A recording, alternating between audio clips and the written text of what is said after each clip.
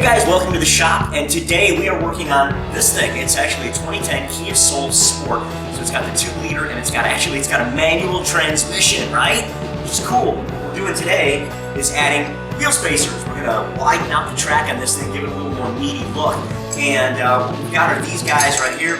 We're gonna pull these things off, we're gonna get the wheel off, and then start putting things together. It really is as simple as undoing these 5, bolting it on, torquing it, bolting the wheel on, and then retorquing it. Super simple, all right? So let's get right to it. We're gonna get the wheel off. I'll tell you what, the torque or the impact makes all the difference in the world. And one more of these. Get this guy off. Boom. Now, I'll pull these acorn nuts off. You know why they call them acorn nuts? Because they look like acorns. The one thing to know about any kind of wheel spacer situation is that you're looking for something that's what's called hub-centric. So this center wheel right here, the center hole, is actually machined to be the exact same size as the back side of the wheel right here. In this particular case, that's 67.1 millimeters. That's what fits back in there. Alright, so here, this will simply slide over the hub that's on there now, and then we're going to use these brand new bolts that came with it, or these nuts. We're going to put these guys back on.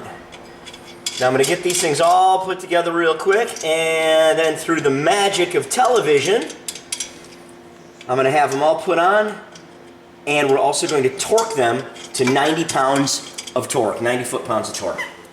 Alright, so I'm just going to get these guys done, torqued out, and then I always do this opposite, alright? You never do one next to another. It's not like NASCAR where you see them do all in a circle. We're actually going to go across them so that the torque is good and equal.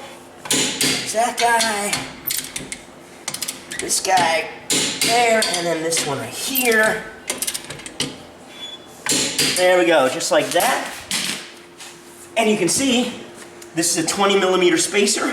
That's 20 millimeters wider, which is just shy of 8/10 of an inch.